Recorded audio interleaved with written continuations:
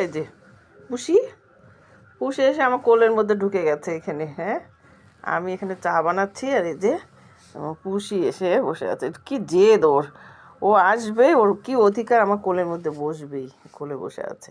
হ্যাঁ পুষি, ও হ্যাঁ কোল ভালো লাগে। হ্যাঁ, উলি বাবালে বাবালে। আর বাহাদুর তো বোধহয় যে ঘুমালো ওর মায়ের কাছে। হ্যাঁ, এইটা আমার পুষি, এটা ছেলে বিড়াল।